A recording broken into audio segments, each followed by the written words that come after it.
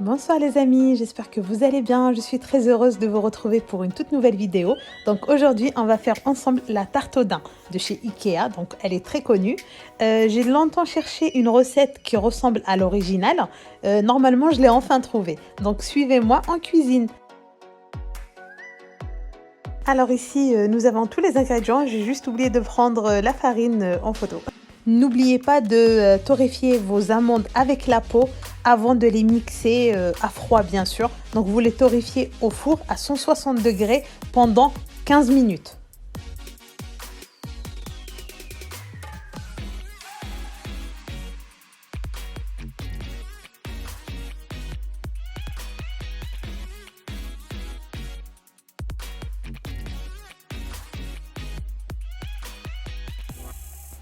Montez les blancs d'œufs. Dès qu'ils commencent à devenir mousseux, versez le sucre en poudre en 3 fois. Donc jusqu'à obtenir une belle meringue brillante, donc comme ceci. Puis ajoutez votre poudre d'amande mélangée avec la farine, mais je vous conseille quand même la levure, ajoutez-la en même temps en fait. Là, moi je l'ai ajoutée après, donc mélangez tout ensemble. Faites attention à ne pas faire retomber les blancs, donc allez-y doucement de bas vers le haut. Ici, donc je fais 2 disques d'environ 20 cm. Vous pouvez déborder légèrement. Dans tous les cas, on va les couper après cuisson. Et faites cuire le.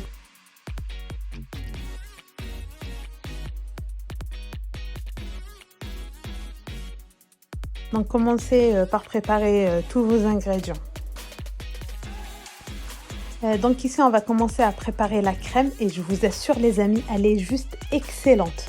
J'étais choquée, c'est la première fois que je la teste et franchement j'aime beaucoup. Donc on va commencer par bien mélanger à feu très doux. Il est très important pour ne pas brûler les jaunes d'œufs. Donc allez-y à feu doux. Moi c'était à 5, on va dire moyen. Parce que ma température va jusqu'à 9. Donc là on ajoute l'arôme vanille. Alors les amis, si vous avez un thermomètre, vous pouvez l'utiliser. Moi j'ai l'habitude, donc c'est pour ça que je ne l'ai pas utilisé, mais il ne faut pas dépasser la 83 degrés. Sinon vos jaunes ils vont grainer et c'est une catastrophe. Donc vous allez voir l'appareil, il va légèrement s'épaissir. Donc vous allez le voir ici, il reste liquide mais il va s'épaissir. Franchement il ne faut pas que ça brûle, hein, donc faites très attention. Prenez un thermomètre de préférence. Puis j'ai cellophané et je l'ai laissé au frigo environ 2 heures. Donc après 2 heures, ça donne ça. Là, on va incorporer le beurre. On va bien mélanger et mixer au mixeur plongeant. Et après, donc on va remettre l'appareil environ 15-20 minutes au frigo. En fait, pour que la crème puisse durcir un peu. Elle va prendre grâce au beurre. Donc elle va un petit peu prendre et va durcir. Et elle aura la texture d'une pommade. Mais vraiment une pommade est très facile à utiliser. Donc voilà nos disques. Donc là on va les couper. Donc je vous ai dit tout à l'heure, vous pouvez déborder, ce n'est pas grave. Donc dans tous les cas on va les couper avec un cercle d'environ 20 cm. Donc là voilà, donc on enlève un peu le surplus, le truc moche et tout pour avoir deux beaux cercles. On va l'imbiber avec un sirop qui est très léger. Donc voilà, je vous ai mis les ingrédients ici. Donc vous l'imbibez. Et là, on va étaler notre pâte que j'ai sortie du frigo. Donc, il faut la cellophaner avant. Vous avez vu, regardez bien, elle a une belle texture en fait d'une pommade, comme un crémeux. Donc, c'est vraiment important de la remettre un petit peu au frigo pour qu'elle puisse prendre.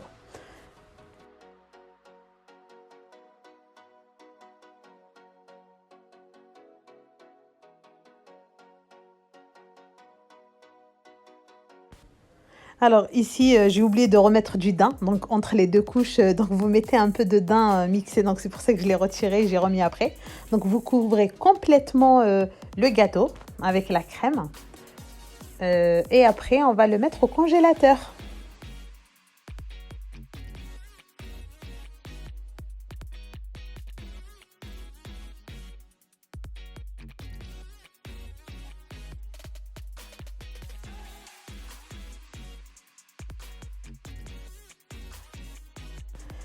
Alors, je l'ai congelé pendant 2 heures environ. Moi, mon congélateur, il est très fort, donc il faut bien que la crème soit dure pour que le glaçage puisse tenir sur la crème. Alors ici, donc le gâteau, il est congelé, enfin la crème, elle est bien congelée. Donc on verse le glaçage dessus. Malheureusement, j'avais pas assez de daim, donc c'est pour ça qu'on voit pas le petit côté rocher, malheureusement. Vous pouvez également me suivre sur Instagram pour plus d'astuces. Bisous!